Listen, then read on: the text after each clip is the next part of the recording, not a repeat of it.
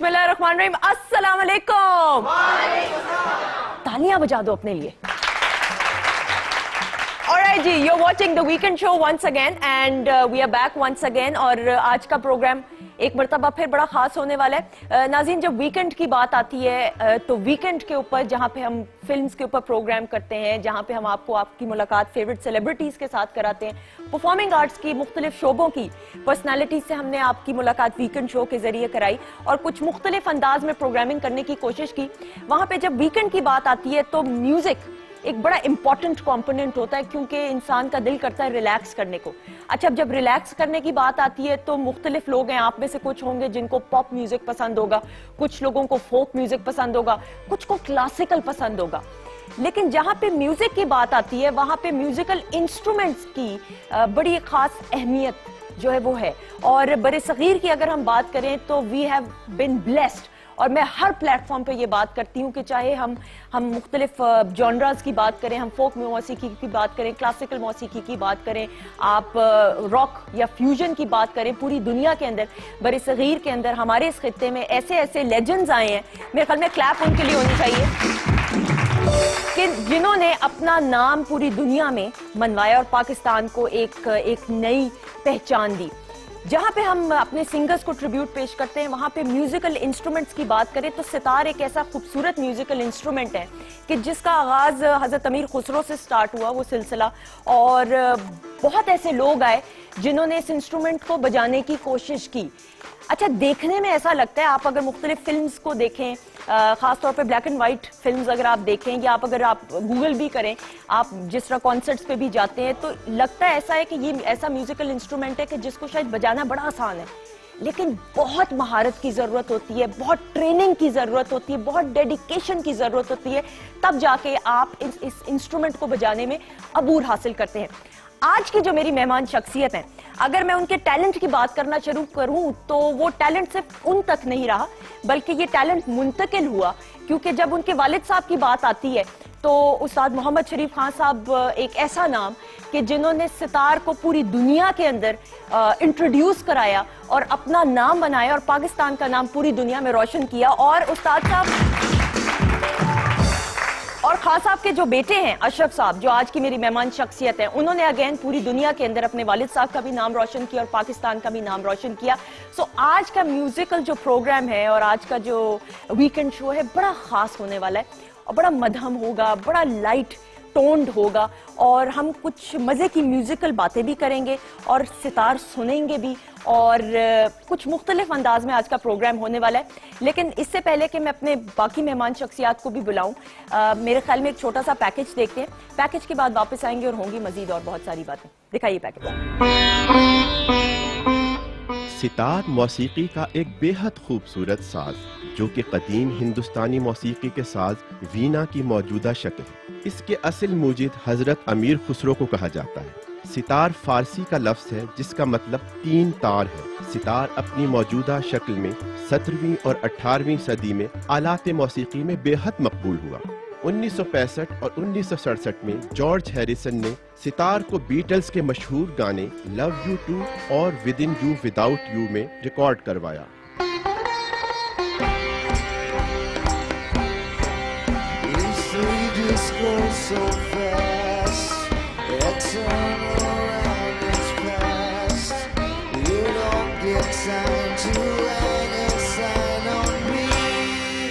Beatles की सरपरस्ती और तवज्जो ने सितार को मगरिब की नई नस्ल में बेहद मकबूल किया। उसके बाद लेड ज़ेपलिन ने इसको बामे उरूज तक पहुंचाया। पाकिस्तान में सितार के साथ जो नाम सबसे पहले जहन में आता है वो है उस्ताद शरीफ खान पुंछ वाले, जिनका ताल्लुक मशहूर पुंछ घराने से है। उनके फन को आगे लेकर अब उनके साहबजादे उस्ताद अशरफ शरीफ खान एक अरसे से मौसीकी के चाहने वालों को अपने फन से महजूज कर रहे हैं। अशरफ खान साहब का सितार नवाजी का अंदाज बेहद मुनफरिद है और वो इसकी असल रिवायत को भी कायम रखे हुए हैं। 11 साल की उम्र में पहली मर्तबा अपने फन का मुजाहिरा किया। अब तक दुनिया के बेशतर मुमालिक का दौरा कर चुके हैं। साल 2000 से हैम्बर्ग और ओस्लो में रह रहे हैं। बेशुमार मुल्की और गैर मुल्की अवार्ड हासिल कर चुके हैं। इस साल पाकिस्तान में प्राइड ऑफ परफॉर्मेंस के लिए भी नॉमिनेट हुए हैं। तो आइए मिलते हैं उस्ताद अशरफ शरीफ खान साहिब से। जी, पैकेज आपने देखा। आज का प्रोग्राम बड़ा डिफरेंट होने वाला है और मैं आई एम लुकिंग फॉरवर्ड कि इस प्रोग्राम में जो मुख्तलिफ चीजें होंगी आप जरूर देखें। अच्छा, मेरे जो पहले मेहमान हैं उनकी भी अगर हम बात करें, उनके टैलेंट की बात करें, उनका जो फन है वो it runs in the family, the talent runs in the family. He's got a beautiful voice. फोक मौसीकी की बात करें तो लूनेवाला साहब की अगर हम बात करें तो नदीम अब्बास ने भी फोक मौसीकी के अंदर पूरी दुनिया में अपना नाम रोशन किया और पाकिस्तान का नाम रोशन किया। तो विदाउट एनी फर्दर डिले मेरे जो पहले मेहमान हैं उनको हम बुलाएंगे। Please put your hands together for Nadeem Abbas लूनेवाला।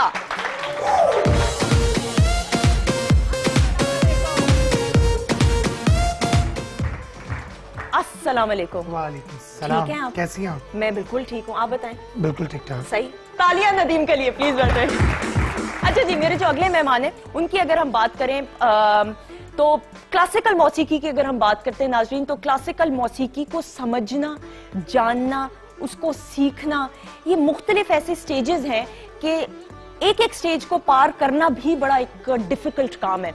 सो मेरी जो ये मेहमान शख्सियत हैं जिनको मैं बुलाने वाली हूँ, उनकी अगर मैं तारीफ करना शुरू करूँ तो क्लासिकल मौसीकी के अंदर उन्होंने अबूर तो हासिल किया, होस्टिंग बहुत अच्छी करते हैं। पाकिस्तान टेलीविजन नेटवर्क का एक बहुत ही मशहूर प्रोग्राम जो मेरे एक बहुत प्यारे दोस्त जिसको प्रोड्यूस करते हैं, उनको भी मैंने अभी बुलाना है, उसके होस्ट फरिया परवेज के साथ इन्होंने को होस्टिंग की और ये अपनी नौयत का एक वाहिद प्रोग्राम ऐसा रहा।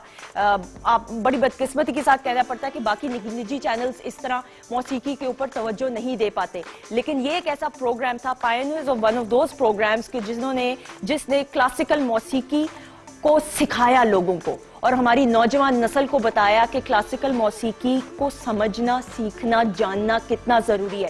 तो आज हम इनसे भी बहुत सारी बातें करेंगे और कुछ सुनना भी चाहेंगे। सुन सकेंगे कि नहीं? मेरे ख्याल में सुन सकेंगे, मूड के मुताबिक जरा बात होगी। Please put your hands together for the one and only Faheem Mazhar साहब।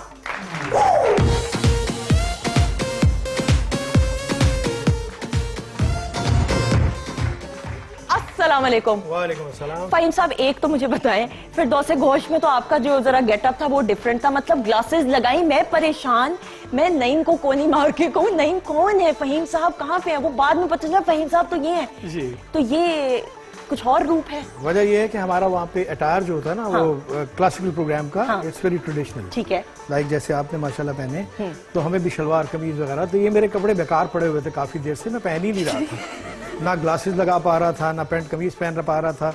तो लोगों ने कहा यार ये भी बस ठीक है, ऐसे ही माथा तो असल यो वाला माहौल है जी, यो वाला माहौल है, ये हुई ना बात। जी, मेरे जो अगले मेहमान हैं, one of the most seasoned and senior producers we have in Pakistan Television Network, and I've always had the honor of working with him. और छोटे मोटे प्रोग्राम तो करते ही नहीं है, मतलब हमेशा किया तो बड़े लेवल का प्रोग्राम किया, बड़े बड़े लोगों के साथ किया, बड़े बड़े होस्ट के साथ भी काम किया, but again a very sweet person. Please put your hands, और तालियां बहुत सारी होनी चाहिए, please put your hands together for Syed Mohsin Jafar.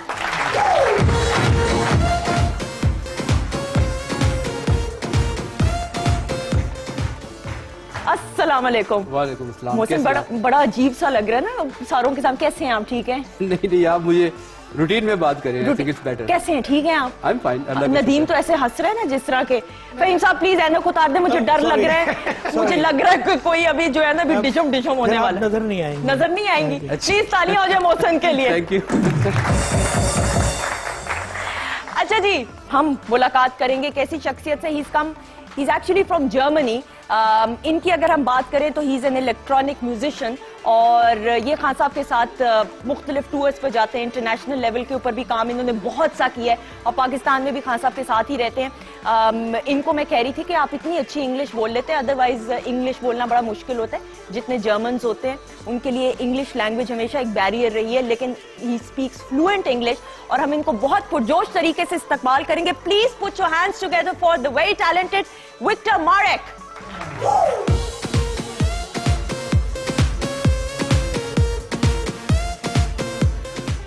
Hello, how are you? Good evening. I'm fine. Do you speak Urdu as well?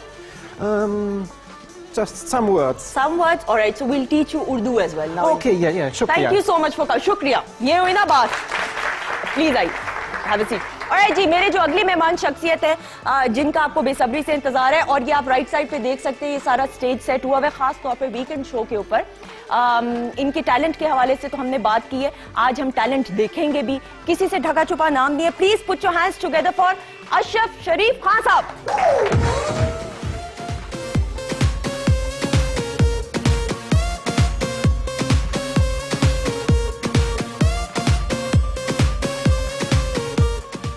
अस्सलाम वालेकुम खान साहब, कैसे हैं आप? बिल्कुल ठीक। Thank you so much for coming. और इसी के साथ हम एक छोटी सी ब्रेक लेंगे। जब ब्रेक के बाद वापस आएंगे तो खान साहब सितार और स्टेज आपका है और ऑडियंस और मैं आज बैठ के सिर्फ सितार सुनूंगी। We'll take a break, break के बाद वापस आते हैं। Stay tuned.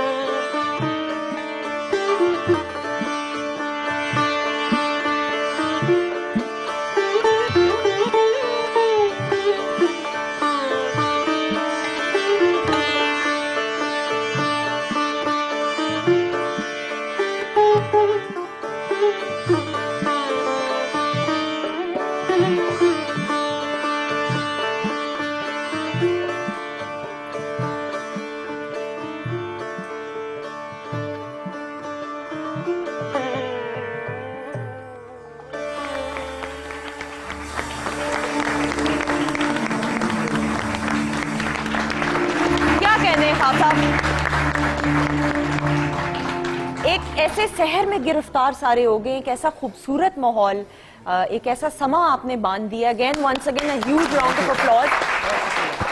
अच्छा खान साहब, आपसे वैसे स्टार्ट करूं, क्या करूं, मुझे तो समझ नहीं आ रहा, इतने बड़े बड़े लोग बैठे। Mohsin, I will start from you. Khan साहब की अगर हम बात करें, खान साहब के टैलेंट की बात करेंगे, क्या कहना चाहेंगे? देखिए, इनॉर्मस टैलेंट।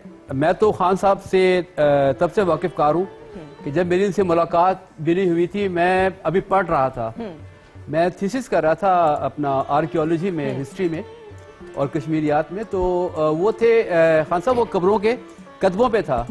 तो खान साहब के जो फादर हैं उस्ताद शरीफ पुंछ वाले, उनकी कब्र का मैंने कतबा देखा वहाँ पे मियानी साहब कब्रिस्तान में। तो उस पे एक लिखा हुआ था शेर, मुझे अभी तक याद है कि वो उम्र भर संगजरी करते रहे अहले वतन, ये अलग बात है दफनाएंगे एजाज के साथ। तो खान साहब अगरचे यूरोप में रहे हैं, मगर वहाँ पे रहते हुए इन्होंने अपने क्लासिकल इस काम को उस बाम पे पहुंचाया कि जो यहाँ पे बहुत सारे ऐसे लोग हैं। अब सितार एक ऐसा साज है कि कहते हैं कि इसको सीखने के लिए एक उम्र चाहिए। बिल्कुल, ये ऐसा नहीं कि आप साल 2 साल 3 साल लगे रहें, एक उम्र के बाद जाके आपको सितार समझ में आता है और उसको बजाना तो उससे भी मुश्किल काम है। क्लासिकल मौसीकी को समझना या सितार जैसे मुश्किल साज को समझने वाली ऑडियंस खास है, या आप समझते हैं कि ये एक ऐसा है जो हर कोई समझ सकता और सीख सकता है? ये तो एक लैंग्वेज है, क्योंकि लैंग्वेज जो कि इमोशंस के साथ अटैच्ड है, और इंसान हर बंदा जो है उसमें जज्बात होते हैं, और मौसीकी उसका लाजमा है। उसका एक जो आपने अभी इसमें अल्फाज तो नहीं थे, but you are all dancing. उसकी वजह यह है कि देयर इज समथिंग जो कि आपकी रूह के साथ अटैच्ड। तो इसको सीखना या ना सीखना इट्स सेकेंडरी थिंग। तो मकसद कहने का यह है कि मौसीकी को अप्रिशिएट करना बहुत ज़रूरी है। ऑब्वियसली उस एनवायरनमेंट में आप सीखते हैं जिस एनवायरनमेंट में वो काम हो रहा होता है। हमारे यहाँ पे एक्सपोज नहीं किया गया हमारी जनरेशंस को इस आर्ट फॉर्म के थ्रू, और हम एड्रेस नहीं कर पाए अपनी यूथ को कि इसमें कितनी डाइवर्सिटी है, इसमें कितना तनव्वुर है, कि ये आप वेस्टर्न इंस्ट्रूमेंट्स के साथ भी बैठ के गा रहे हैं और सब कुछ कर रहे हैं, और आपको अम्यूज भी कर रहे हैं, और अभी आप उनसे राग कहें वो भी सुना देंगे आपको। ये गजल में भी संगत करते हैं, ये सोलो भी बजाते, सब कुछ करते हैं और मुख्तलिफ अंदाज से करते हैं। अच्छा नदीम, क्या कहोगे खान साहब के टैलेंट के बारे में? हमारी खुशकिस्मती है कि हम उस दौर में हैं कि जिसमें उस्ताद रईस खान साहब जैसे स्टार प्लेयर और खान साहब अशरफ शरीफ खान साहब पूंछ वाले जैसे लोग हमारे पास मौजूद हैं। तो इनको हम क्लैप कर सकते हैं इनके लिए। और बाकी इनकी जो इनका इंस्ट्रूमेंटल एक जो ये बड़ा एक रिवायती बड़ा रिच कल्चर है इस म्यूज़िक का। क्लासिकल म्यूज़िक को हमेशा यानी मैं इसे जब भी मैं स्टार सुनता हूँ, और खान साहब की स्पेशली अशरफ खान साहब को जब मैंने सुना है, तो मुझे ऐसे लगा कि जैसे मेरी रूह पर सुकून हो गया। मुझे ऐसे लगा कि जैसे बहुत सारे गुनाह धुल गए हैं, जैसे बहुत सारे बोझ उतर गए हैं।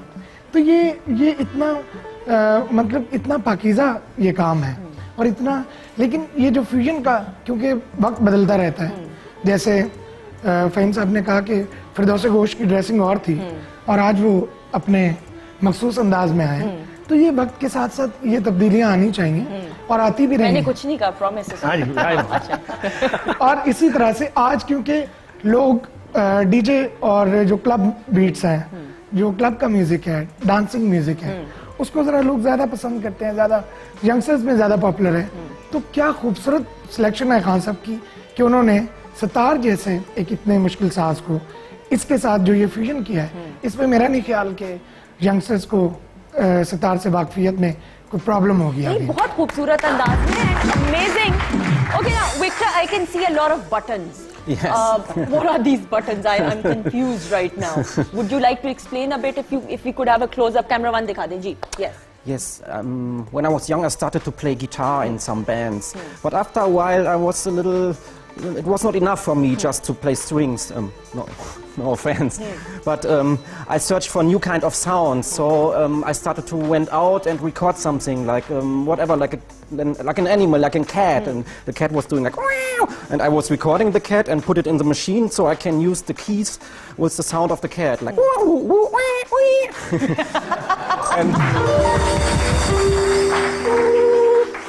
And also most of the bass and drum sounds I created out of it. So I can sync all these instruments, and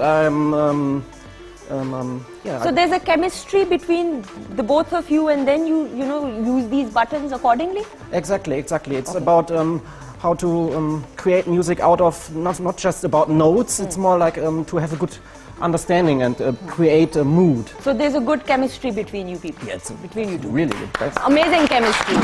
I can see that. अच्छा जी, हम एक ब्रेक लेंगे, ब्रेक के बाद वापस आएंगे, मजीद और बहुत सारी बातें होंगी, लेकिन आज बातें हम कोशिश करेंगे कम, और इंस्ट्रूमेंटल हम ज्यादा प्रोग्राम रखना चाह रहे हैं, क्योंकि हम चाहते हैं कि आज का प्रोग्राम चूंकि इतना खास है, इतने ऐसे मेहमान आए हैं कि जो म्यूजिक की नॉलेज रखते हैं, म्यूजिक मेरे और आपसे बेहतर जानते हैं। सो आज हम बहुत सी बातें इनसे करेंगे, लेकिन ब्रेक के बाद। Stay tuned.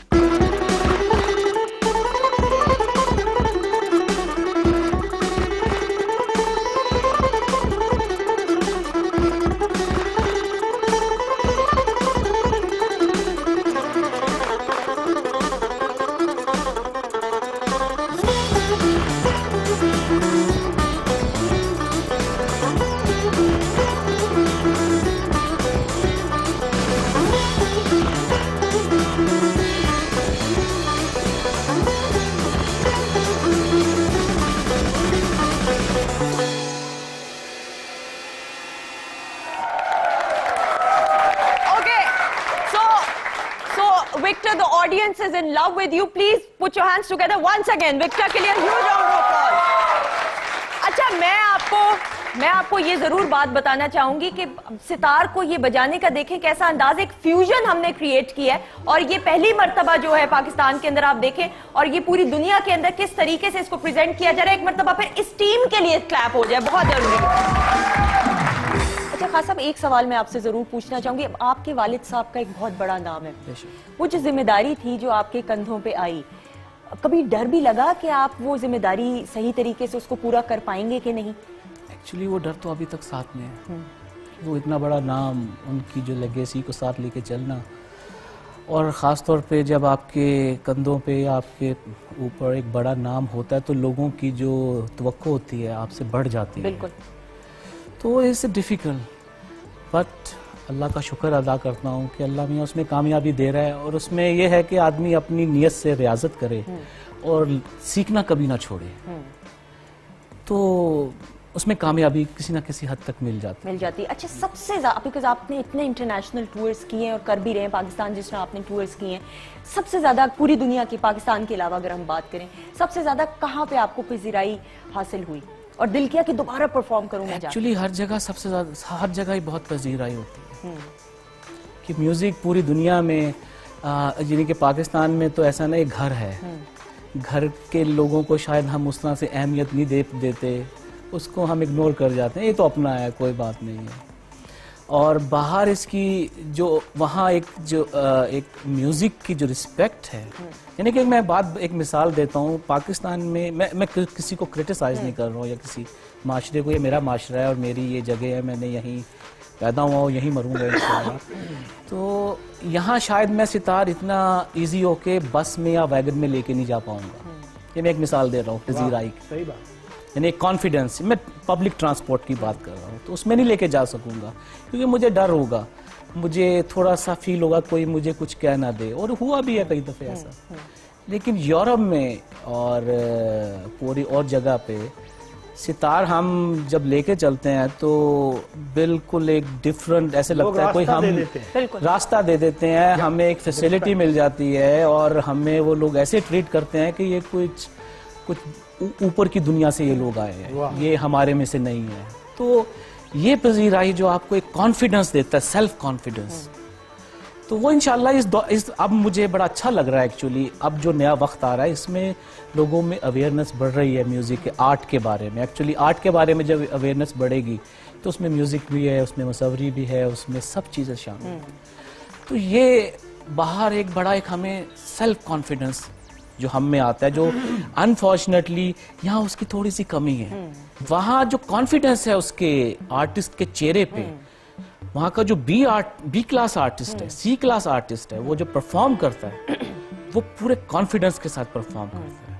और हमारा यहाँ जो आउटस्टैंडिंग आर्टिस्ट है उसके चेहरे पे एक डर और परेशानी होती है कि यार मुझे पब्लिक को राजी करना है, और वहाँ पब्लिक ऑलरेडी राजी बैठी होती है। लेकिन मैं आपको एक बात बताऊं, यहाँ पे जी आप, मैं कहना चाहूंगा कि यहाँ पे there is a clear cut demarcation between the two, artist and art. यहाँ पे आर्ट से प्यार कर लेते हैं लोग कुछ, लेकिन आर्टिस्ट को उसका वो मकाम नहीं देते, वो दर्जा नहीं देते।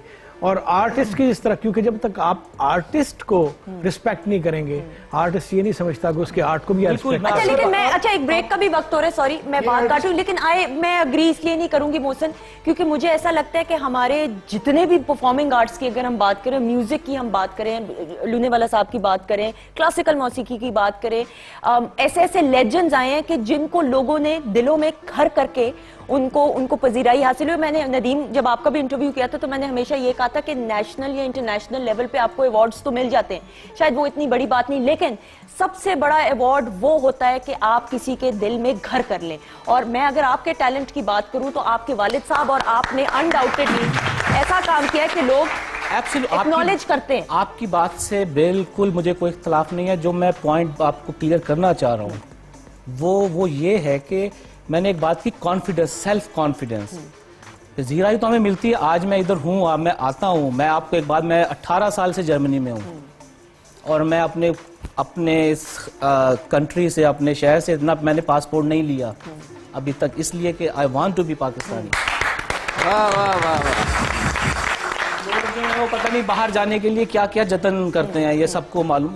तो वो मेरा एक अपना प्यार है अपने मुल्क के साथ, विदाउट एनी, मैं कोई एक्सपेक्ट नहीं कर रहा हूँ कि मुझे मेरी कंट्री मुझे दे। मेरा घर है, मुझे करना है, मेरा घर जैसा भी है, और मैं अपने कंट्री को यानी कि अच्छा देखना चाहता हूँ।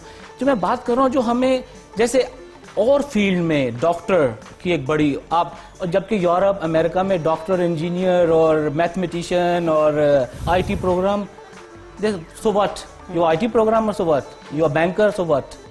You are musician, oh my God. Super.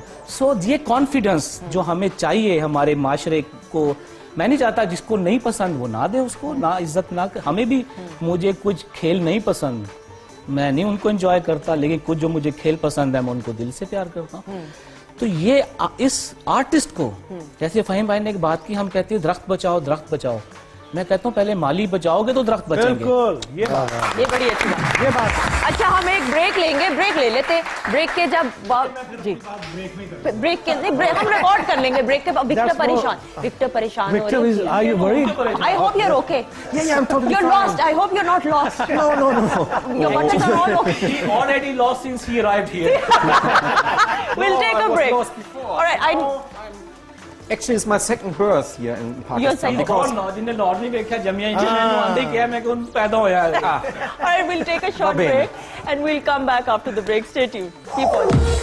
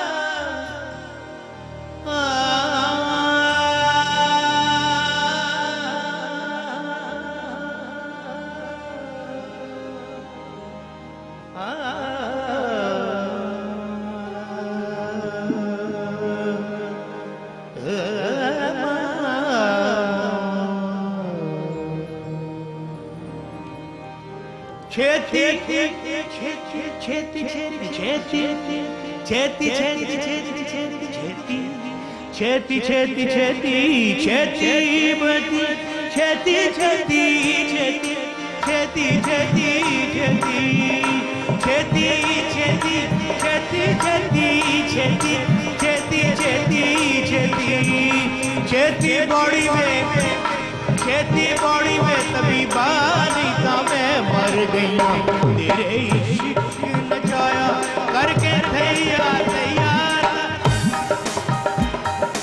ता थैया ता थैया ता थैया ता थैया ता थैया ता थैया ता थैया ता थैया ता थैया ता थैया तगड़ा तगड़ा तेरा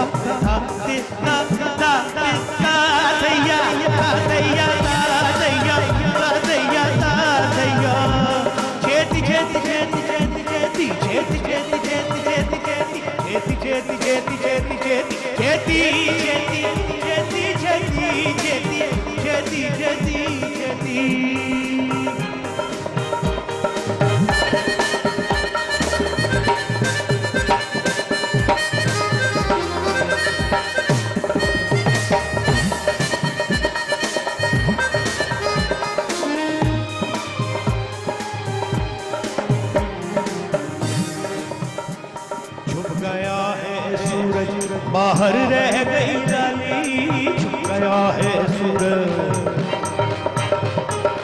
छुप गया है सूरज बाहर रह गई लाली छुप गया है सूरज बाहर रह गई लाली तेरे सदके हो ये तुझे में वखाली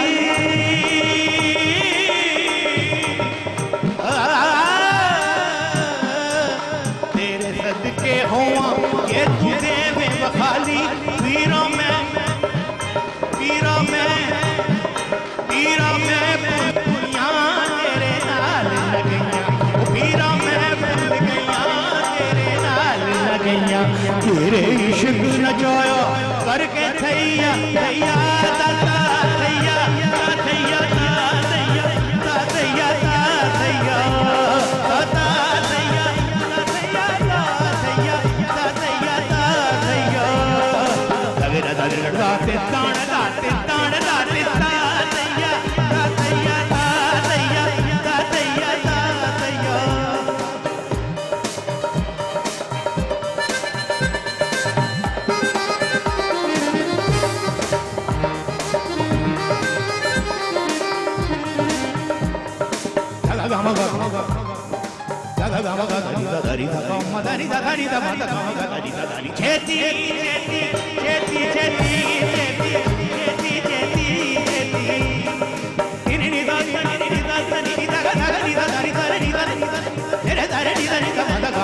दा दा नी दा गा मा दा नी दा सा नी दा मा गा मा गा दा नी दा नी चेती चेती चेती चेती चेती चेती चेती चेती चेती चेती चेती बड़ी चेती बड़ी में कभी मर गई तेरे इश्क न जाया करके दैया दैया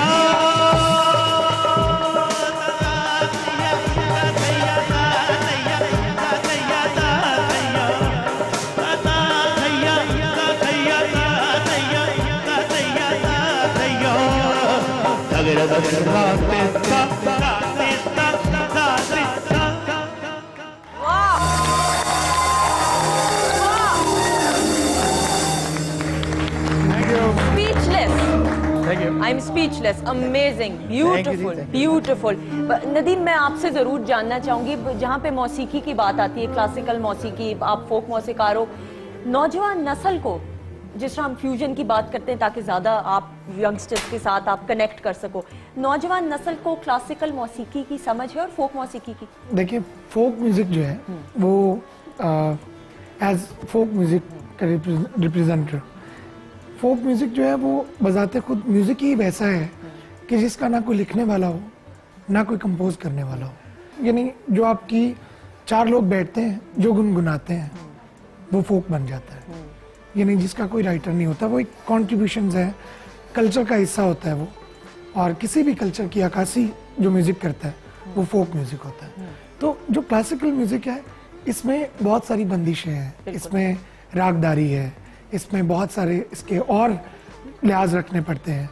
मतलब इसमें जो फोक म्यूजिक है वो फ्री स्टाइल है। तो डेफिनेटली आज म्यूजिक के हवाले से बेइल्मी जो है वो ज़रा ज़्यादा पॉपुलर है, तो इसलिए फोक को लोग ज़्यादा हमेशा से, क्योंकि आम फहम है, एक मतलब हर बंदा इसको समझ सकता है। क्लासिकल म्यूजिक के लिए अभी कौशिक दुनी में ये कंपोजिशन खान साहब ने ये बनाई है, फ़हीम भाई ने, मतलब बड़ी कितने खूबसूरत ये कंपोजिशन है। अब जिसको पता है कि ये कौशिक दुनी है वो तो इसका और तरह से मज़ा ले रहा होगा, लेकिन जहाँ फोक की बात है वो उस कलाम का मज़ा ले रहे होंगे, उस टेम्पो का मज़ा ले रहे होंगे, उस बीट का और उस इम्तिजाज का मज़ा। यहाँ मैं एक चीज़ ऐड करता चलूँ कि तमाम क्लासिकल म्यूजिक जो है वो फोक ट्यून से ही डिराइव हुआ है। हिस्टोरिकली तमाम जो फोक सॉन्ग्स थे they established into another form of music which you call classical music. उस पे फिर कॉन्शियस जहतें जो हैं वो बाद में ऐड हुई हैं। मैं फ़हीम भाई ये ना ये बात मैं अक्सर बचा जाता हूँ क्योंकि मेरे पर जलते हैं ये कहते हुए। आप मैं कह रहा हूँ मैं आपको सही बता रहा हूँ कि अब भैरवी जो है, भैरवी राग भी है और भैरवी फोक भी है, इसी तरह से पहाड़ी फोक भी है, ये सॉन्ग भी है, और ये सब कुछ हमारे जो पुराने राग जो हैं वो सातिज़ा ने उसके कवानीन वज़ा किए with the passage of time, और उनको बताया कि जाते हुए ये सुर लगना है, आते हुए ये लगना है। सही। लेकिन मैं फ़हीम आपसे, मैं सॉरी बात इंटरप्ट करी हूँ, मैं मोहसिन आपसे भी जरूर ये बात जानना चाहूंगी। क्लासिकल मौसीकी की अगर बात करते हैं, हम क्लासिकल मौसीकी को जब देखते हैं तो हम देखते हैं कि घराने हैं मुख्तलिफ, उनके चश्मो चिराग उस टैलेंट को आगे लेकर बढ़े। क्या कोई एक ऐसा शख्स या कोई ऐसा बच्चा या बच्ची फॉर एग्जांपल जो सीखना चाहता है और उसका नहीं किसी घराने से ताल्लुक है, तो क्या ये एक ऐसा फन है जो सीख सकता है बंदा अगर आपका किसी घराने से ना ताल्लुक हो तो? मैं मिसाल हूँ उसकी, मेरा तो कोई ताल्लुक नहीं है किसी खानदान से, किसी घराने से, लेकिन आई डेडिकेटेड माय लाइफ फॉर। लेकिन डेडिकेशन कितनी फिर फ़हीम चाहिए होती होगी, क्योंकि देखिए ये तो कोई काम भी डेडिकेशन के बगैर, आप 16 साल तालीम हासिल करते हैं, मास्टर्स करते हैं, ठीक है, आप अगर यही 16 साल आप मौसीकी की तालीम हासिल करें, आप उसमें भी यद तूला रखेंगे। बिल्कुल ऐसे सही है। वही पॉइंट आ गया कि अगर आप म्यूजिक को उस तरह से अहमियत देंगे तो आप उस जिस तरह से फ़हीम भाई ने उसको दी तो आप उसमें काम कर सकते हैं। सबकॉन्शियसली म्यूजिक को हम इंटरटेन के लिए रखा हुआ है, ये एक बहुत बड़ा इल्म है इसको। जैसे अभी फोक से ये इसमें उस्ताद जो हैं उन्होंने, जो इसके रिसर्चर थे, उन्होंने इसका सिस्टम बनाया, एक बकायदा इसमें साइंस है। सही। तो खास साहब जिस तरह बात करें मोहसिन की ये इल्म है, तो फिर अकेडमीज बदकिस्मती के साथ क्यों नहीं है हमारी कि कोई सीखना चाहता है, समझना चाहता है, जानना चाहता है म्यूजिक को, तो वो बच्चे बच्चियां कुछ सीखें। देखिए इसमें जो आपका ये सवाल है ना, पहले इसका जवाब दूंगा, फिर मैं एक बात फोक की दोबारा इस पे आऊंगा। मैं इसका ताल्लुक जो है सोशो इकोनॉमिक कंडीशन से किसी माशरे की होता है। हमारे माशरे में अब जाके खान साहब कुछ ऐसा हो रहा है क्योंकि अब माशाल्लाह जो सिंगर्स हैं वो एक ज़माना था आज से 25-50 साल पहले, वो इतना उनका यानी कि इनकम वगैरह नहीं होती थी। अब आप देखें बहुत सारे इंजीनियर्स, मैं मिसाल दूंगा जवाद अहमद इंजीनियर हैं और वो नहीं गए, बहुत सारे डॉक्टर्स हैं, सलमान जो जुनून के वो डॉक्टर हैं, हाँ। इस तरह बेतहाशा मिसालें दूंगा मैं कि लोग, नजम शिराज हैं, ही वॉज ऑल्सो इंजीनियर, और इस तरह जुनैद जमशेद वगैरह। तो ये अब म्यूजिक की तरफ आए और आगे इस तरह बहुत से लोग अब आगे, चूंकि अब ये एक, अब देखिए ना एक्टिंग में तो ऐसा हो गया है कि अब लोग बाय प्रोफेशन एक्टर बनते हैं। बिल्कुल। पैसा के एक्टर, अच्छा तुम एक्टर हो, अच्छा तुम करते क्या हो? हाँ। लिविंग के लिए, जी मैं बैंक में हूँ, या अब तो ऐसा नहीं है, अब you are full time actor, आप होस्टिंग करती हैं, you are a professional host, आप कोई और काम इसके अलावा नहीं कर सकती। तो अब ये सिंगिंग में भी माशाल्लाह हो रहा है। और एक जो जिस तरह हमारी जो एक सोसाइटी है, एक पहले एग्रीगेरियन सोसाइटी थी, उससे हम चल रहे हैं, अच्छा ये एक तो हो रहा है। दूसरी बात जो फोक की बात की इन्होंने, नदीम ने और फ़हीम साहब ने भी और खान साहब ने भी, हमारे पाकिस्तान के म्यूजिक में हमारे पास दो चीज़ें बहुत ही बड़ी हैं म्यूजिक में हमारे। एक तो कव्वाली, ठीक है, बहुत, यानी कि दुनिया में अगर कव्वाली कहीं है ना तो सिर्फ पाकिस्तान में ही है। आगे कव्वाली आपको कहीं और नजर नहीं आती। गजल भी सर, कव्वाली, गजल और पॉप, जो फोक म्यूजिक है ना, हमारा जितना भी pop music, so called pop music है ना, I am so sorry, it's not a pop music.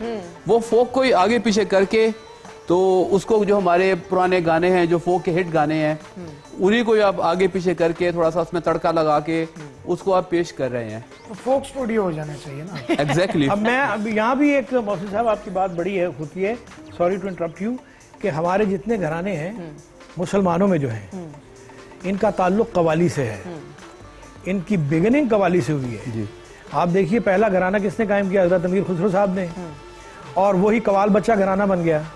उसके बाद उसकी ऑफ शूट्स बनी, बेशुमार घराने बन गए। आप किसी भी घराने की जरा डीप डाउन अगर स्टडी करें तो आपको कवाल मिलेंगे। उनमें से जो अच्छे हो जाते थे वो क्लासिकल की तरफ आ जाते थे। अभी भी पाकिस्तान में ये मिसाल मौजूद है।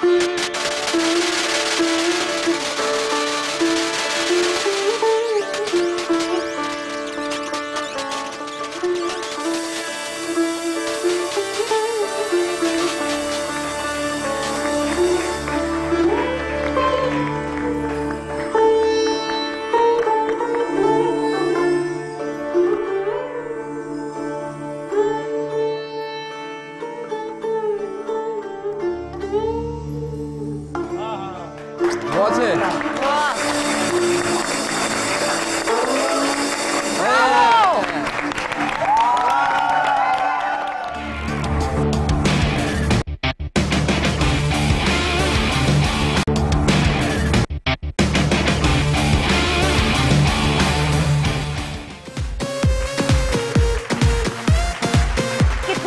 मजा आ रहा है भाई आज का प्रोग्राम देख के सुन के क्लैप से पता चलेगा। अच्छा जी, मैं चाहती हूँ जरा बातें हम कम करें क्योंकि खान साहब की मौजूदगी का फायदा उठाते हुए खान साहब मैं चाहती हूँ कि अब आप वीकेंड शो के नाजरीन को क्या सुनाना चाहेंगे? अब हम विक्टर और मैंने एक कंपोजिशन की थी, सॉन्ग का नाम है सेल सॉन्ग। अच्छा। एक्चुअली हमने एक थिएटर के लिए कंपोज किया था, तो वो हम पेश करेंगे। जी प्लीज। Okay Victor.